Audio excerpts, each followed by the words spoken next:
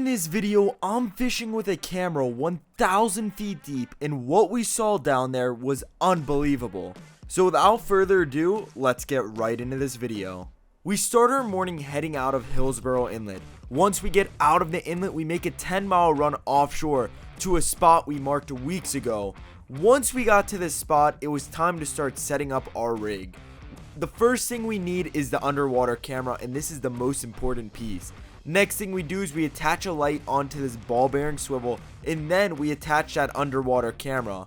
After doing this, I attach one more light on the other side of the underwater camera because when you're 1,000 feet deep, it is pitch black down there. Once I do that, I clip it up, and now it's time to put on the deep drop rig. So I take this deep drop rig, which had 4 different hooks, and then I attach it to our ball bearing swivel. I now untangle the rest of this deep drop rig, and now it's time to attach our weight. And on this day we were using a 6-pound weight just because the current was really bad. On other days we can use a 4-pound weight, and when the current is extremely bad, we'll bump it all the way up to an 8-pound weight. So once I untangle the rig, I get our 6-pound weight here, and all I'm gonna do is clip it on to the ball bearing swivel on the bottom of our deep drop rig. And this is a really basic rig. Once you get deep dropping down, it's really easy to do.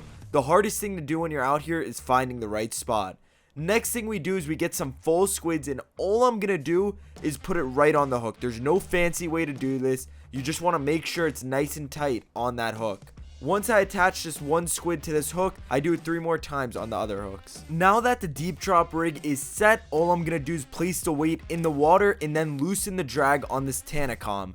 Now it's time to make our way down 1,000 feet deep. So we switch over to our underwater camera point of view, and you guys are gonna see how dark it gets when you're 1,000 feet deep. And this right here is what makes this deep drop process take so long. Dropping down takes 5 minutes, and then bringing these fish up could take up to 15 minutes depending how big these fish are. So I fast forwarded a little, and you guys can see it is getting really dark down here, and that's why it's so important to add those 2 lights. If you don't add those 2 lights, we wouldn't be able to see anything with this underwater camera.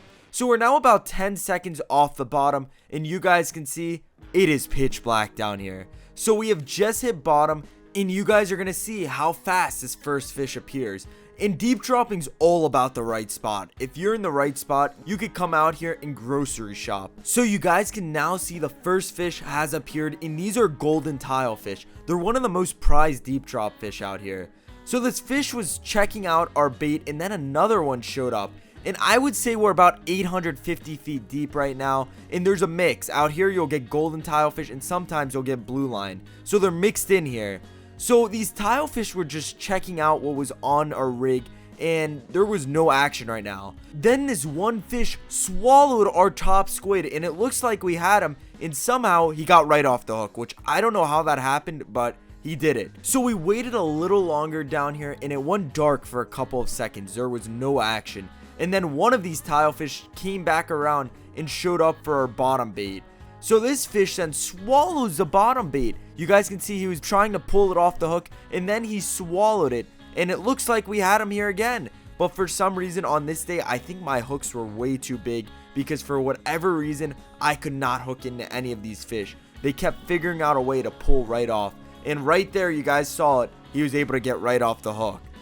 I now started bringing this rig up, and on this first drop, sadly we came up empty-handed. We had more than enough opportunity down here, but we could not get a bite. And you guys can see he actually followed the rig up. If you see on the top right there, he's following our rig up. So sadly he didn't end up taking the squid, but on this next drop you guys are gonna see we were able to have a lot more luck with these fish. And actually on the next drop we bumped a little deeper. We went from 800 feet out to 1100 feet, and that's where we were able to just get into those golden tilefish. And let us know in the comments down below, where would you guys want to see us drop this underwater camera next. So we retrieved the underwater camera with the deep drop rig, and now it's time to set up for drop number 2. So I took these full squids, and instead of going the whole squid on this drop, I cut it into 3 different pieces to try something different here. So once I rigged those up on my hooks, I put this weight in the water, and now it's time to make our way down for drop number 2. So we now start making our way down for drop number 2, and on this drop we had a lot more luck. But you guys will notice on this drop how bad the current was, and we only shifted 300 feet. We went from 800 now to 1100 feet.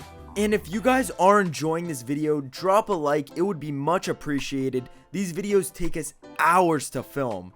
So we're about 30 seconds off the bottom after I fast forward it, and down here you're gonna see it's a lot darker than the drop before. And what we're looking for down here is green eyes. So these first couple of seconds didn't go the way we wanted them to go. There was literally no fish down here. So what I did here was I brought up the baits about 500 feet, and then I dropped them right back down to the bottom. And this is a good way of just repositioning the baits, maybe to put them in a better spot. So once we got down here, there was a lot more fish down here, and we were able to get into a nice bite. So if you guys watch the bottom right, you're gonna see those green eyes, and they swam right up to our bottom squid. And that was a small blackbelly rosefish. You guys can see the rig is shaking now, and that's because he hit it. This was a really small fish, but still, it's better than nothing. So we continued to drift a little because I wasn't just gonna bring it up for one small fish. I wanted to give it a little more time and see if we could get a better fish. And you guys will notice this golden tilefish you won't see.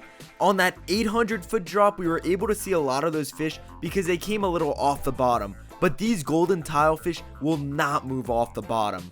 So right here, he hit our bottom bait, and there you guys can see him. That's a nice sized tilefish. Don't get me wrong, this was not a giant fish, but for the day we were having here after missing those first couple of bites, it's nice to finally have a fish hooked on our rig. So it's now time to start bringing this fish up. And this is what makes the deep dropping process take so long. Bringing these fish up while they're fighting can take up to 15 minutes, depending on the fish. This fish wasn't a giant, which made it a lot easier to bring him up, but on those bigger fish, it could take you 20 to 25 minutes just to get these fish to the boat. So we now had these fish right near the boat, and my dad was able to flip both of these fish in the boat. So we were successfully able to land that beautiful golden tilefish and the blackbelly rosefish. We hope you guys enjoyed this fishing video, and we hope to see you in the next Barjack's Family fishing video.